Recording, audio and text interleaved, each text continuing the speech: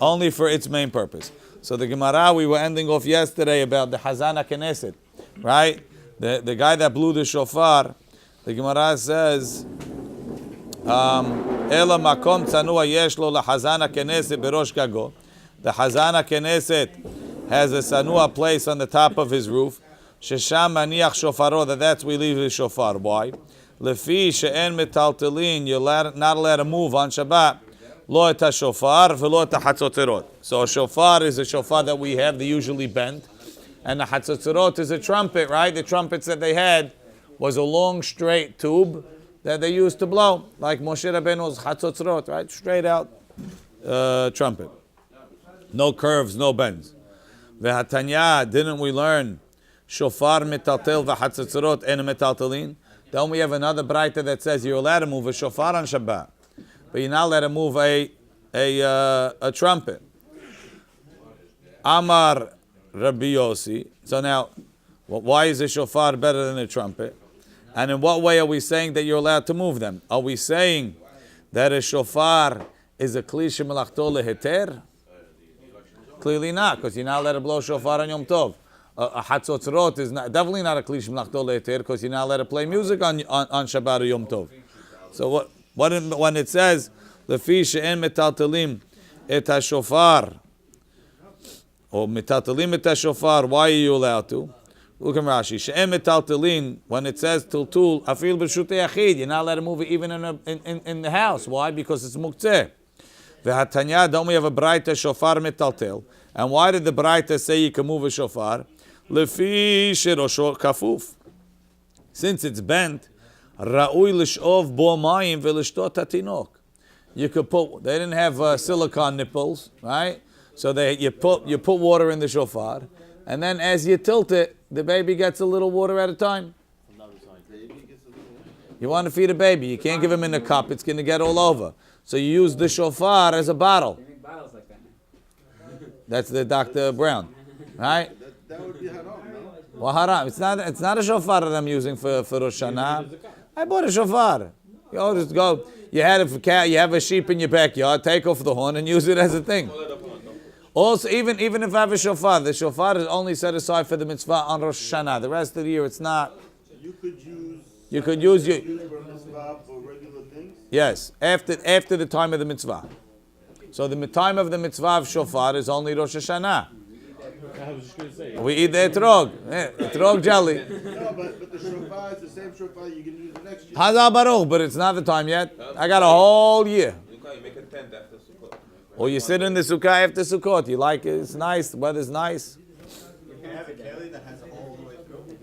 What? You can have a keli that has a hole all the way through. I'm not saying it's tameh or tahor. Is it useful? It's useful. It's useful for something. It's useful. So basically the Gemara is saying the shofar is useful for other things. And the trumpet is. What are you going to use the trumpet for? It's straight, it's not curved. So the water comes in one side, goes on the other side. Whereas the shofar, because it has that bend, so you could gently tilt it to give the kid drop. That's true, but it seems like this was actually somewhat common. There's a famous midrash. Let me tell you. There's a famous midrash on Hanukkah that they say they quote. It's v'choshech al penei tehom, right? So the Gemara says choshech ze Yavan. Why is Yavan choshech? Shayu omrim liYisrael kitvu lachem al keren hashor en lanu chelek belohei Yisrael. Right on the horn of an ox, we have no chelek in Elokei Yisrael. Why on the horn of the ox? So there's two reasons. One reason is because the keren hashor to remind us of the egel, that we did the egel just like in the beginning. You guys were a bunch of fakers, so too now you're a bunch of fakers.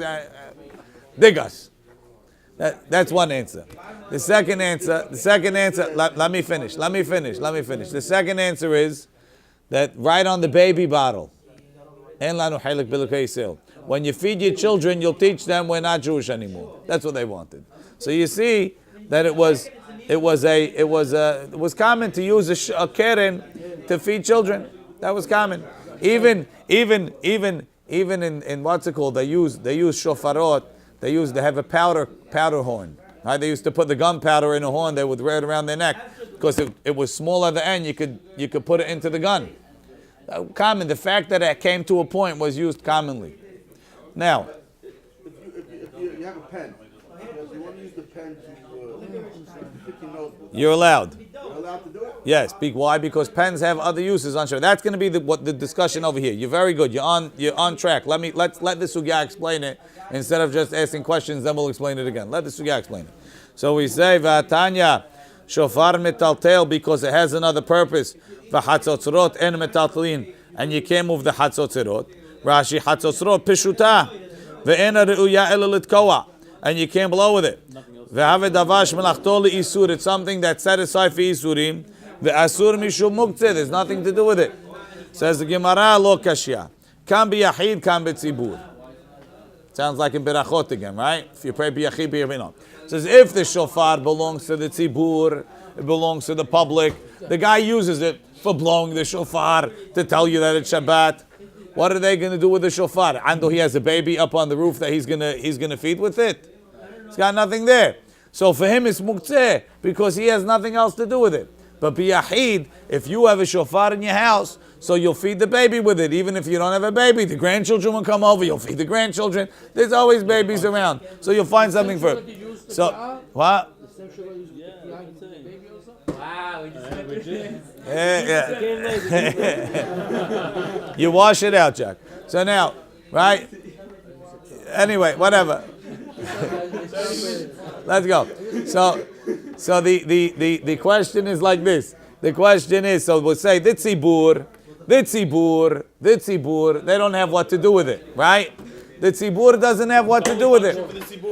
It's the blowing. That's asur on Shabbat. So that when we say en metaltelim, lo et shofar velo et hatzotzerot, that's the tzibur. The tzibur has nothing to do with it. V'hatanya shofar metaltel, hatzotzerot en metaltelim. You can move a shofar, you can't move a hatzotzerot. Why?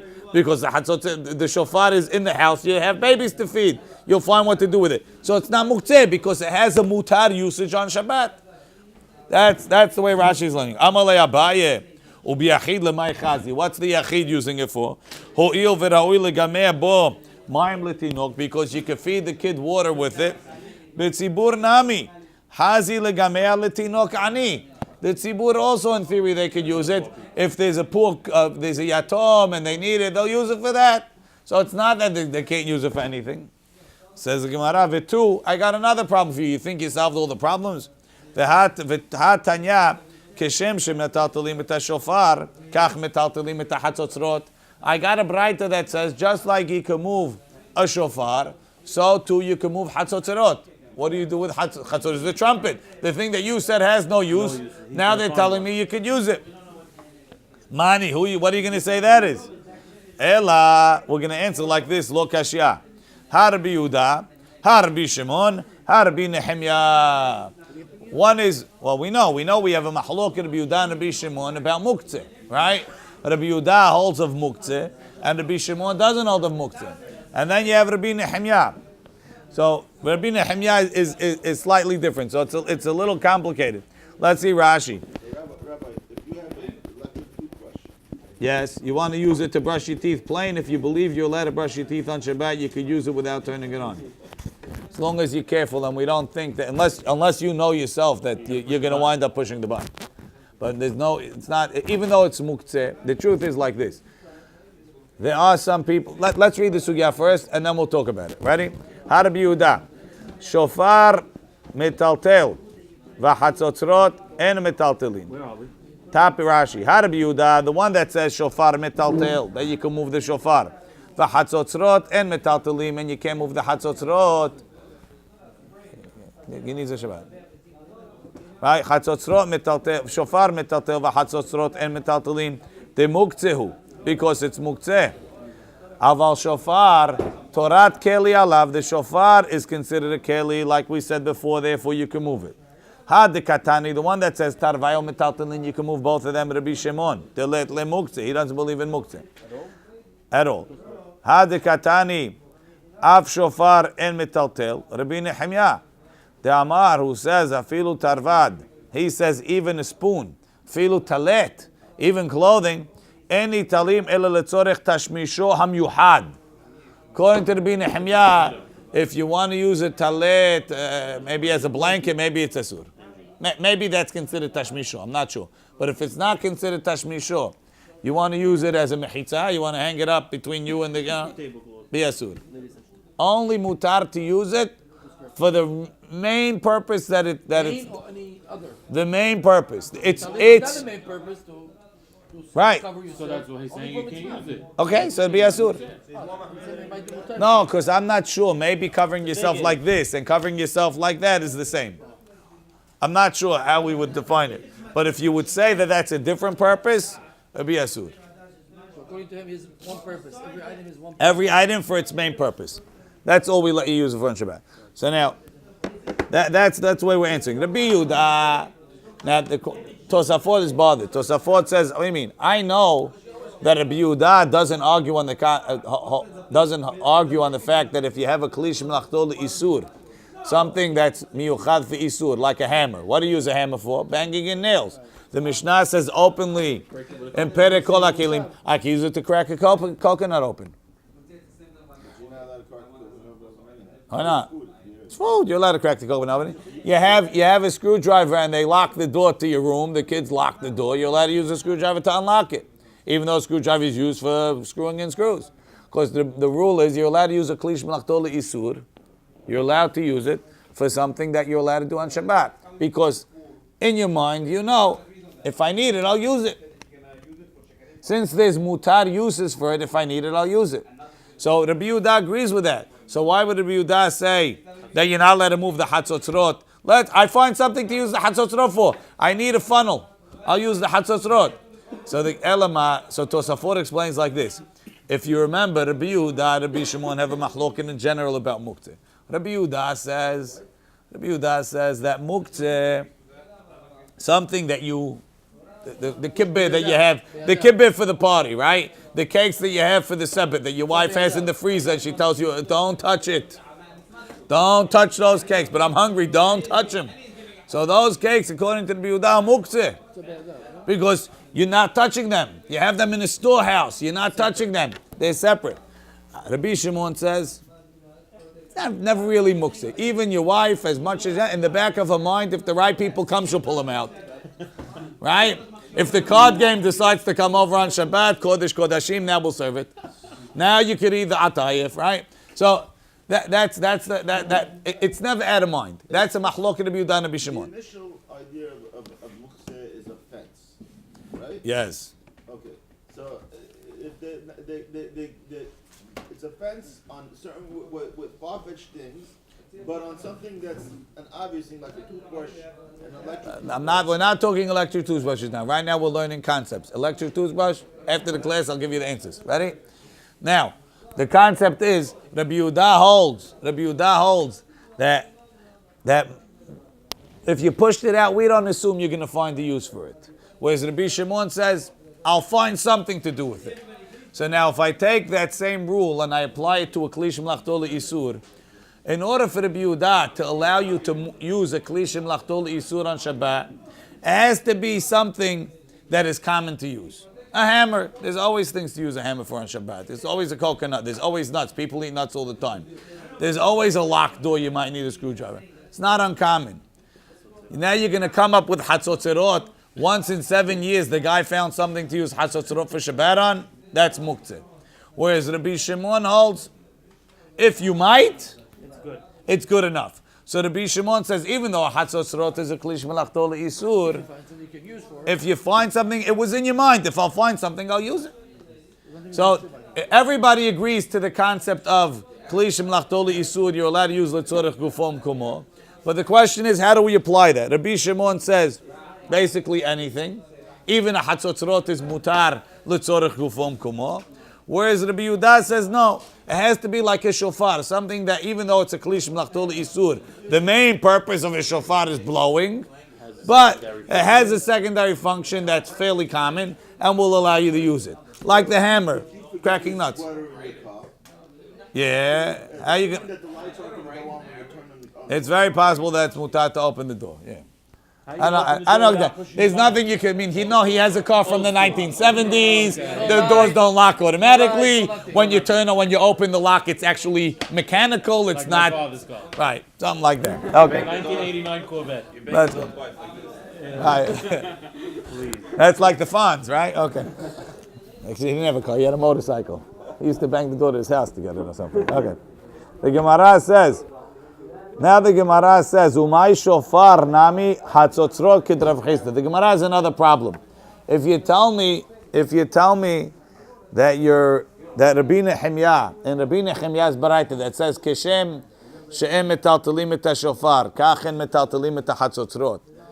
Just like you can't move a shofar, you can't move hatzotzrot. L'chaora, if you hold that you can't even move a shofar, which has a use, certainly you can't move hatzotzrot, which doesn't have a use. So just tell me, em metaltelim et shofar, and don't bother telling me hatzotzrot. Tzorech mikomo is the same. Whatever, it's later, mainly later, right? But it's mashma here that he's also said even letzorech mikomo because the Hazana Knesset is putting away, right? Umay shofar nami hatzotzrot kid Rav Hizda. The Amar Rav Hizda says. So Rav Hizda said that later on, although a shofar is a shofar like we know, and hatzotzrot is a metal trumpet, after the Beit HaMikdash was destroyed, for some reason they switched the terms and they started calling the metal one a shofar and the one that comes from the animal hatzotzrot. Why? The same reason the Halabiya called tehum carrying. We don't know. Why? Because they're not as advanced as they were in the time of the Gemara, right? It switched. I don't know. Something happened, right? We're not students of linguistics. But we know a fact. Rav Hizda said you're going to find. He's talking to people like me. I had to explain to you. When you hear tehum, it's talking about going out of 2,000 amot. So Rav Hizda was teaching people Mishnayot. They say, Rabbi, hatzotzrot, you blow a shofar on Rosh Hashanah. We always use the hatzotzrot. They said, no, guys, stop. The term switch. Hatzotzrot means shofar. Shofar means hatzotzrot. So when Rabbi Nehemiah said his bright and he says, Keshem shem metaltelim et shofar, kachen metaltelim et hatzotzrot. Really, what he was talking, people speak. And when people say shofar, they mean the trumpet. And so he says, just like you can't carry the trumpet because you don't use it as much, I hold you can't even move the shofar because you're only allowed to move a keli for its main purpose. The shofar's main purpose is asur. So see you later. Right? Kidr of Hizda. The Amr of Hizda. Sure, a shofar that you use that's dedicated for a shul. According to Rabbi Nehemiah, according to Rabbi Shimon, maybe not, and according to Rabbi Yehuda, because even though it's dedicated for the shul, you could still use it. The kid comes, you'll use it. Let's say the kid is in shul and he's screaming. What are you going to do? Here, come, Rohi, we'll feed you with our shofar. First of all, disrespect for the shofar. So that we have rules for that. Could be yes, could be no. We'll talk. Right? Lemay nafkamina leshofar shel Rosh Hashanah. What's the difference? Why does he tell you this rule? Because on Rosh Hashanah, you got to tell the people to blow with a hatzotzrot, because that's what they call a shofar. Right, you don't want them using the Arava. He told you another thing that changed. Arava, tzafzafa, arava. There's aravot like we have that have a long leaf, and then there's a tzafzafa. Then there's a tzafzafa that has a thicker leaf and rounder. It's not long, it's round. But it's a type of willow. So a tzafzafa is pasul. He says later on the term switched, that they started calling the kosher aravot tzafzafa, and they started calling the pasul ones arava. So you got to know, when you're talking to the people that have that switch, make sure you tell them, go get tzafzafot for Sukkot. What? Right. L'may nafgamina lelulav. Petorah, petorta, petorta, petorah. In original Aramaic and in Hebrew, right? It's like Yossi and Yosaleh. Yosaleh is a baby, and Yossi is an adult, right? When you add on the little thing on the end, the letter. So in Aramaic, the ta, petorah, is a table. Petorta is a small table. But at some point, they switched it and they started calling the big table a petorta and the small table a petorah. Petorah, petorta, petorta, petorah. Lamay nafkamina, lemekach umemkar. if you order a pitorah expecting a big table and the guy brings you the small one, right? That's your fault. It's your fault. That's what you ordered. Amar Abaye, Af anu nomar, will also say, Hovlila bekase hovlila. Now we're lucky we have the rabbi over here. He's an expert. If I say something wrong, he'll let me know. But in the animal, Chaval shalaveta dugmaot, Rabbi. In the animal, you have 4 stomachs. In a cow, the cow has 4 stomachs. The food goes into the first stomach, it goes back up, he chews it goes into the second stomach, it goes back up, he chews it goes into the third stomach. What a machine. So now, here's a sort of a diagram of how the food goes in.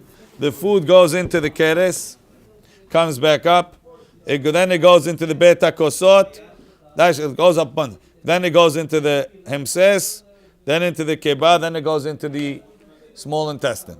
Now, the beta kosot proper is very thick, has very thick walls. Not only that, some of the walls of the beta kosot are actually a double wall of 2 skins. Right? So and inside the beta kosot, there's little, the stomach has these little like hairs to absorb the nutrition. The beta kosot has actually little things that look like cups, almost like mini plungers sticking out. That's why they call it the beta kosot, and it grinds up the food and so on.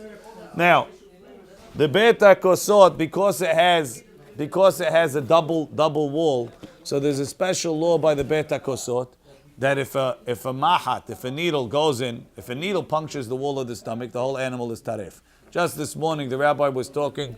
They were discussing how they check all the beta kosots in the animals, because the animals, they go out. In most of the countries, the animals, they feed wild.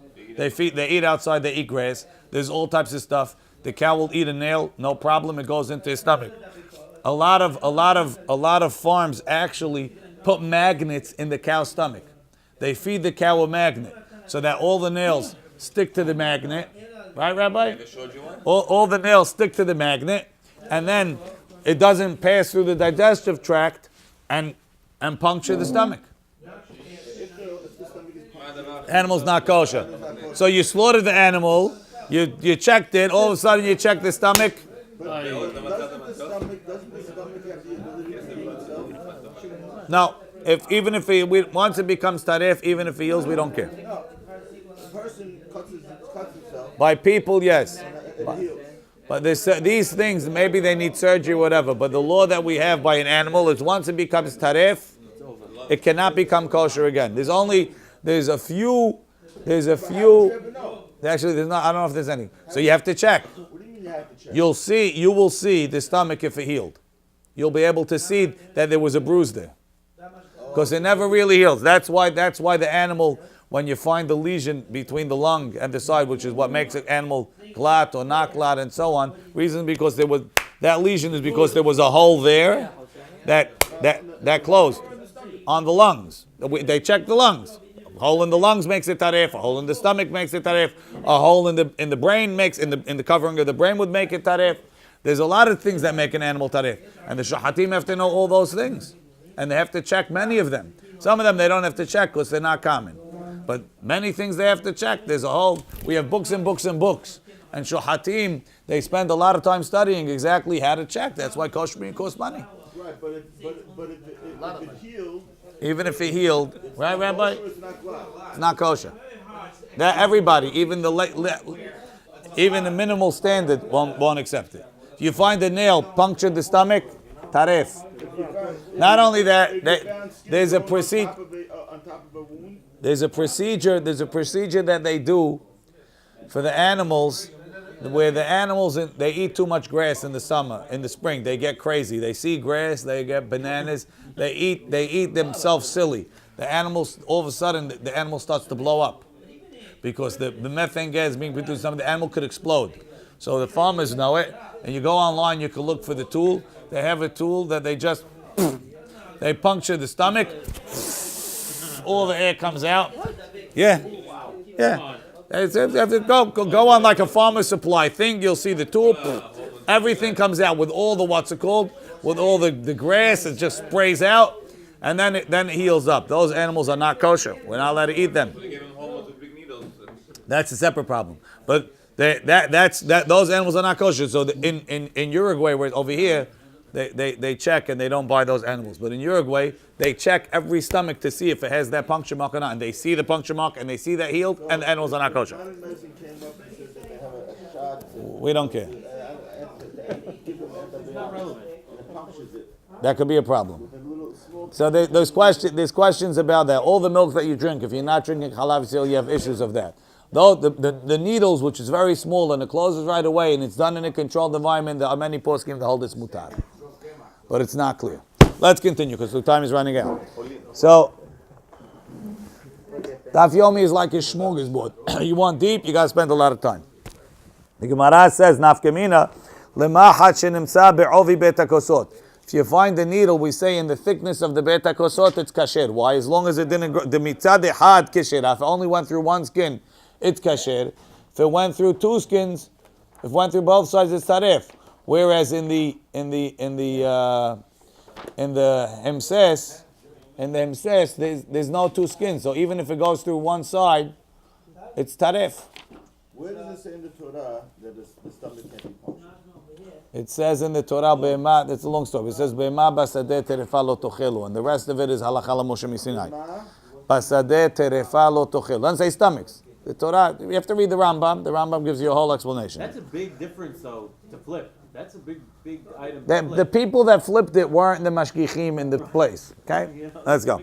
It was on the street. Lema hachin imtzed be'ovi bet hakosot. The mitzad echad, if it goes through only one skin, it's kesherah. Mishneh tzedadim terefa. Masha'enkin, and the him says, it doesn't work like that.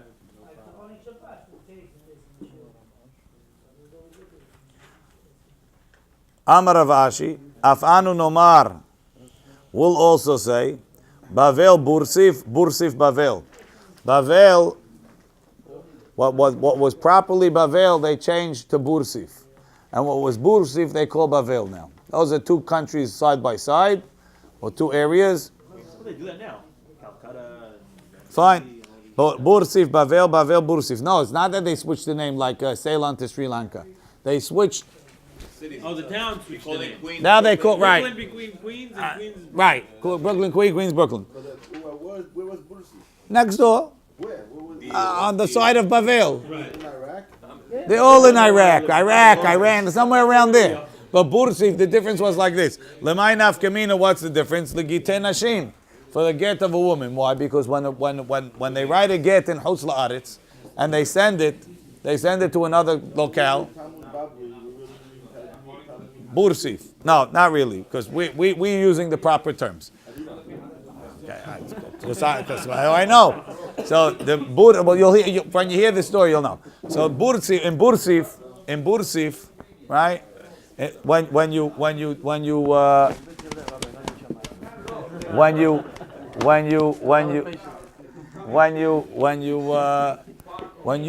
write a get in Hutz La'aretz and you send it from, when you send the get in Hutz La'aretz, you have to say b'fanai nechtam, b'fanai nechtam. Why? Because lo b'ki'i l'shma. Because the people are not. What? There's two reasons. One is because they're not b'ki'i l'shma. One is because you're not going to find the person to be mekayim the get. I forgot you guys learning Gittin. So the Gemara says that in Eretz Yisrael you don't have to. Why? Because in Eretz Yisrael b'ki'i l'shma. They're baki. They know the laws of Batei Dinim. But outside of Eretz Yisrael you have Batei Dinim that are not b'ki'im, and therefore they have to. Edim have to come and say b'fanai nechtam, b'fanai nechtam. The Gemara says in Bavel they're also baki, and you don't have to say b'fanai nechtam, b'fanai nechtam. Bavel, we have yeshivot, we have everything. Bavel is fantastic. You don't have to say b'fanai nechtam, b'fanai nechtam. The only place. Bursif, you need it, was not Bavel. Bursif didn't have the yeshivot, the people who are haaretz. You had to say b'fanai nechtam, b'fanai nechtam. Now that they switched the names, so if you bring a get in what people call Bursif, you don't have to say b'fanai nechtam, b'fanai nechtam. Why? Because Bursif they really mean Bavel. Whereas if you bring one in what they call Bavel, that's really Bursif. They didn't know anything. We probably do if you go look in the certain books that have the maps of those places. Says the Gemara. What? Yeah. Maybe Achinami, but this is a much stronger nafkamina. It's always have a nafkamina. Those nafkamina. If I made a neder, I'm not allowed to eat if this is true. Okay. Hadran alach b'memadlikin. No perik. Kira. If you have an oven, shehisikuha, that they fired it up. No warning for Perikira. No warning. We're gonna get there. Bekash. It's so hard. What's so hard? Bekash ubigvava.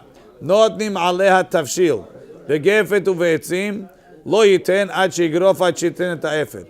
So the first thing you need to know when we learn Perikira is, we said it already in the end of the first Perik, that in those days they used to light up the oven. The oven's not going to burn all night. It's not like you turn on the gas and it stays. You put in wood and it burns. And after a while it starts burning out. And the wood is flaky. If it's not getting enough oxygen, it's not going to burn. You turn it over, now it starts burning again. So there's a big Yetzer Hara to stir the coals. So that's the reason why Chazal, although technically if I put something on before Shabbat, there's no reason why it should be asur to leave it there. When it came to cooking, they made a lot of gezerot, shemei yachateh begahalim. Maybe you're going to come to stir the coals. A lot of gezerot because people might come to think that it's mutar to cook also. We'll see that too. Now, there were three common types of ovens in the time of the Gemara. There was a kira, there was a tanur, and there was a, what's the third one? There's a kira, there's a tanur, no, and the third one is kupah, right? A kira is like a double item. It has room to put two pots on top. And it's straight, meaning the walls are straight. It's like medium heat. A tanur, they would angle it to the top. So you get a lot of space on the bottom, a lot of room to put fire, and then it sort of concentrates the heat. The tanur is much hotter than the kira. And then you have a kupah, where you put only one pot, but it's straight walls like a kira. So the heat is a little bit more concentrated. So now, the problem that we said is, we're afraid you're going to come to stir the coals. Kira shehziku bekashu bigvava. If you lit your oven with straw, when you burn straw, it's like burning paper. At the end of the day, nothing there to stir. It's gone. Kira shehziku bekashu bigvava. If you fired up the oven with kash, with straw, with givava, another type of straw, notnim aleha tavshil. You're allowed to put your pot on there from before Shabbat and leave it there. There'll be plenty of heat left in the oven because the oven walls were thick, and you can leave it. There's nothing to stir. There's no problem. But if you fired up the oven with wood, or with gefet, which is psolat of zetim, which burns nicely, lo yiten, you're not allowed to put your pot on top of that oven, hachigrof, until you sweep out the coals. Why? By sweeping out the coals, now the oven is just hot, and there's nothing for me to stir. You're allowed to sweep out the coals. Before Shabbat. Sweep out the coals before Shabbat, now you can put your pot there. Right? The other thing is, you want to put out the fire, you spread sand on top, and it smothers it. If you put out the sand, even though there's still heat underneath, by showing that I'm putting it out, I'm not going to come to stir it after that. Bet Shammai Omrim. Bet Shammai says Chamin avalot tavshil. Bet Shammai says you're allowed to leave hot water on the fire, but you're not allowed to leave food that's cooking. Why? The hot water is already hot, and if you stir it too much, it's just going to evaporate. You're going to lose more. The Yetzer Hara is not so strong.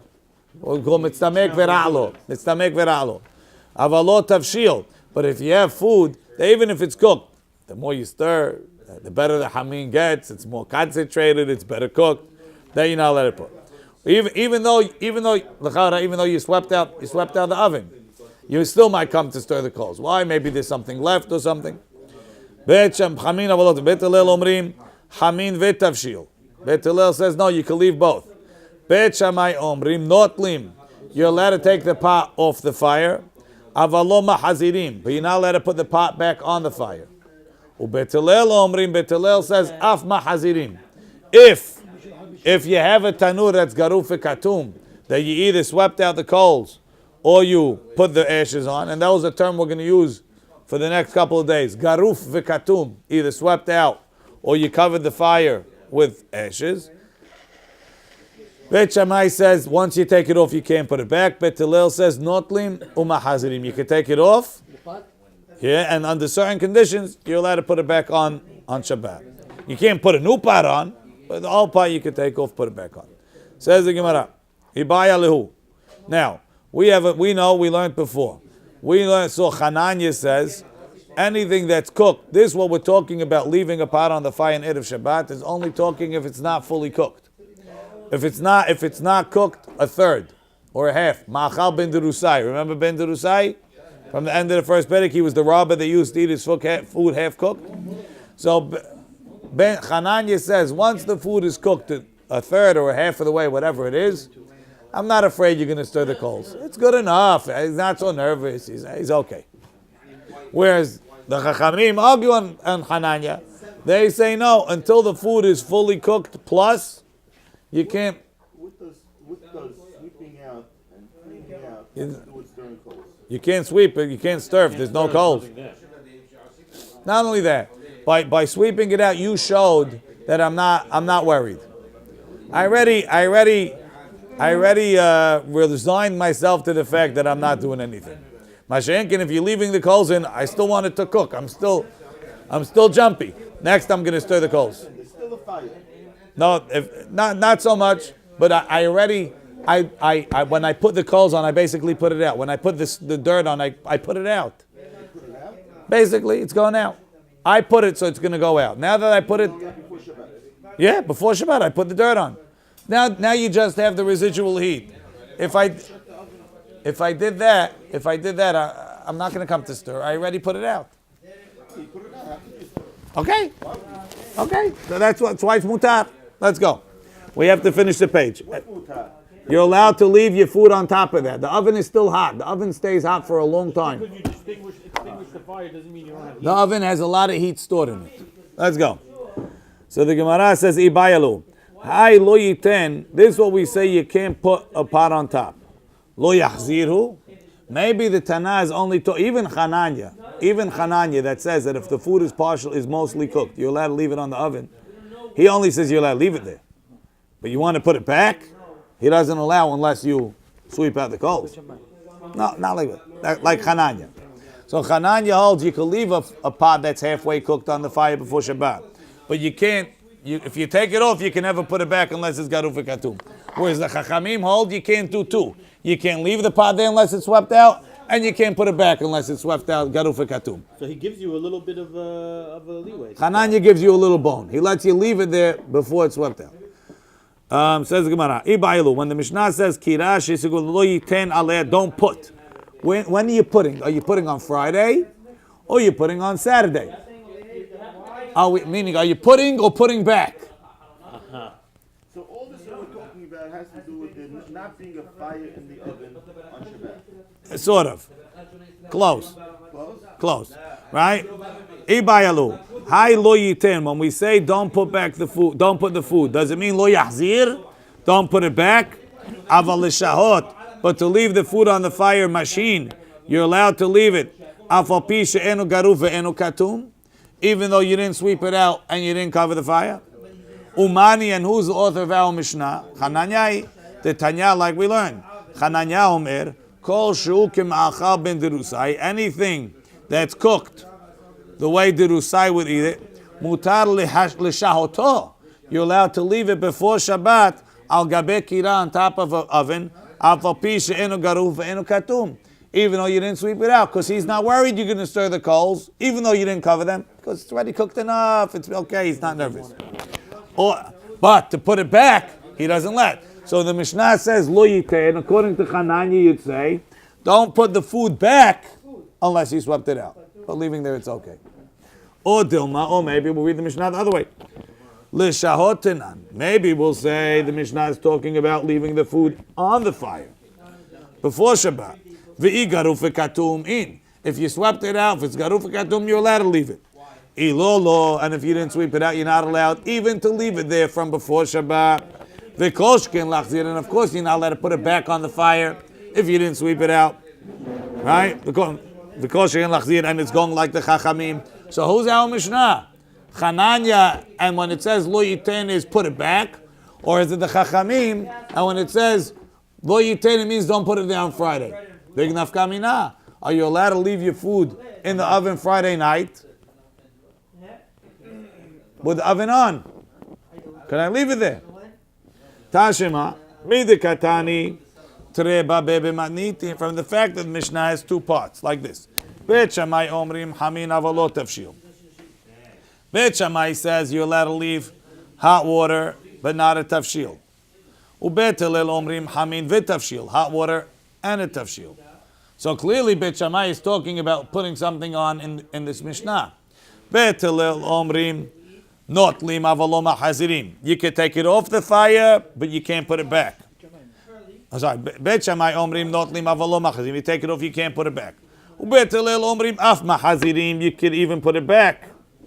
Iyamar pishlama. If you're going to tell me l'shahot tanan, the Mishnah is talking about leaving there before Shabbat, right? So it works out. Bishlama l'shahot tanan hachi katani. So this is the order of the Mishnah. Kira shehisiku bekashu b'gvava. If you heat it up, the oven with straw, mashin alei tafshil, you can leave the pot on it before Shabbat, right? They're changing notim to mashin. Leave it before Shabbat. Begefetu be'etzim. If you heat it up with wood, lo yashhe, don't leave it before Shabbat. Achi grof achi ten efed. In those cases, you need garuf katum. Umahin mashin. And what do we allow you to leave on the oven after you swept it out? Bet Shammai omrim hamin avalot tafshil. Bet Shammai will allow you to be mashher. Mashher always means before Shabbat. Mahzir always means on Shabbat. Right? Bet Shammai omrim hamin avalot tafshil. Ubet Hillel omrim hamin v'tafshil.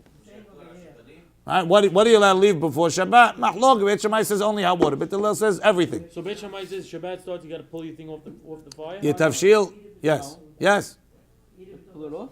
yeah. Tafshil, not the water. Even garuf not allowed mashher. Not at all. Make Unless you eat hatmana. cold food. Make hatmana. Unless you're doing garuf gatum. No. No, even if Even it's garuf katum. Sure. Yeah. Right? Bet Shammai omrim hamin avalot What's tafshil. the problem if it's garuf gatum? What's the problem?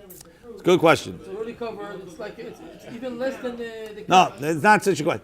Katum covered, so I'll stir it. I'll get the fire back. There's still fire underneath. It didn't go out yet. I probably have a couple. I say when you It- cover with it's- something, you have a sign that you shouldn't do it on Shabbat. Hazal baruch. So, Bet Shammai doesn't trust but you. it- He doesn't but- trust you. But he doesn't trust Hazal you. baruch. But worse comes to worse, I'll get to it. Well, by the tanur, it can't even do it, even if it's garuf, even if you swept it out. One second. Let You're me. going to stir the coals. Yeah, The coals are lit or not lit? they were lit, and now they're going out. On the way out. They're on the way out. If you act fast enough, you might get somewhere. But this is on Shabbat? You're on the way out on Shabbat? Yes. I thought you put it out before Shabbat. But it didn't go out. Didn't go out yet. The better question, AB, is a much stronger question when you say, when you sweep out the oven, what are you worried about? The coals are outside. That's the question. Coals are outside. I swept them out of the oven. They're not physically in. They're not physically in the oven. That's a strong question. That's the Ran's question. So the Ran wants to say that garuf means you sweep them to one side of the oven. In the oven. Not, normally you leave them out so that it heats nicely. You sweep it to the side, it's going to go out. Then I'll stir them to put them back. That's what the Ran wants to say. Garuf to one side. The Rambam learns garuf outside of the oven. So even when you go there, a couple of pieces stay. I'll deal with those. Okay, so let me ask you a question. Why can't you right before Shabbat start a whole new thing with all new coals and let it burn throughout Shabbat? Eventually, Nothing to sweep until later. no, there is what to sweep. Even if you ever make a fire, you're not a Boy Scout. Fires need help. Fires need attention. So all this has to do with if there's no separation between the coals and the oven.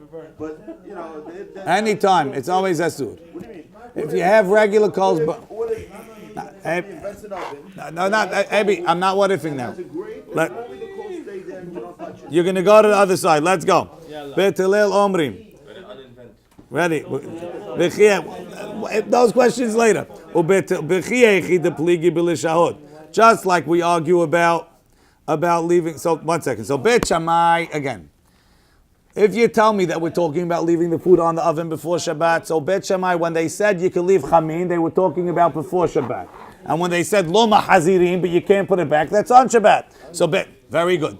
But if you're going to tell me, if you tell me the Mishnah is not, it's going like Hananya, and if the food is cooked, you can leave it on the oven even though it's not what's called. So the whole Mishnah is talking about putting the food back.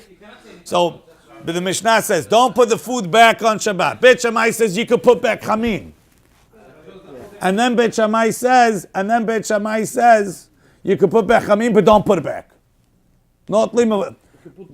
Beit Shammai said, no, you can't say that. If you're starting the Mishnah, let's read from here. Ela iyamart, right? Where is it? Ela iyamart lachzir tanan. If you say the Mishnah is talking about putting back food, hachi katan. It comes out like this. If the oven was fired up with kash and givava, you could put the food back. If it's fired up with coals, lo yachzir, you can't put it back. What do you put back? Beit Shammai says, chamin avolot tavshil. Beit Shammai allows you to put back chamin. Ubeit Hillel omrim, chamin v'tavshil. You can put back both. Beit Shammai omrim, notlim, once you take the food off, avalo machazirim, you can't put it back. Ubeit Hillel omrim, machazirim, what do you mean? How can Beit Shammai say you can't put it back if you just told me you could put back hot water? So if you read the Mishnah as talking about mahazirin, you wind up contradicting yourself. Must be, this Mishnah argues on Hananya. This Mishnah is Chachamim that say, you can't even leave food Friday night in the oven if it's not Garuf Katub, even though it's more than half cooked. Proof that the Mishnah is Mashin Tenan. Says the Gemara, Beit Shammai Omrim, Notim Avalo Mahazirim. מה הם מחזירים? בית שמון חמים לא רוצים. בית הלל חמים ותפשיל נוטלים ולא מחזירים. ובית הלל אף מחזירים. Sorry, I explained wrong. It's not that Beit Shammai is saying, when it says נוטלים ולא מחזירים, it can't be talking about חמין. Why? Because חמין they let you put on. Hamin is mutar all the time. חמין, they let you put back חמין. So when it says אבל לא מחזירים, they must be talking about tafshil. Chamin they let you put on. Right, so what do you have to tell me that again? That's the question. What do you have to tell me? Chamin avalot tafshil, Rashi. What do you have to tell me? Chamin avalot tafshil. And if you already told me notlim, and then tell me notlim v'lo mahazirim, clearly the lo mahazirim is going on tafshil, but you already told me it's asur. Hatu lamali, what do you have to tell to me again for? Rashi. Hatana le'eisha avalom tafshil. So the Gemara answers, easy to do today. Really, I'll tell you lahzir tanan. Really, I'll tell you it's talking about lahzir. The Mishnah is missing a piece, and this is the way to read it. If you lit up the oven with kash and givava, mahazirin alei tafshil. You know Gemara here, by the way. Mahazirin alei tafshil. You could put the food back. If you do gefetu, you can't put it back. Achi grof. But when you want to leave the food on Friday night, machine. Why like Hananya? Meaning, the diuk of the Mishnah is you can't put it back, but you can leave it there before. And then the second part of the Mishnah is going on the diuk of the Mishnah. What do you let it leave? Beit Shammai says you can leave Hamin v'tavshil. No, Beit Shammai says Hamin avalot tavshil, and Beit Hillel says Hamin v'tavshil. And then Beit Shammai says not leave lo machzirim anything. Second you take it off, you're done. Even Hamin. Even Hamin. Beit Hillel omim af machazirim. So when I added in the line of umahen mashin, so when the Mishnah says Hamin avalot tavshil, it's not going on mahazirin. It's going on mashin. But mahazirin, nothing. Halakha l'maaseh, we don't have on today's Make page. that tea, you're done. You pulled off your hot water, you're finished. Right. No, that's tomorrow's page. Today we don't have any halakha because we didn't finish the sugya.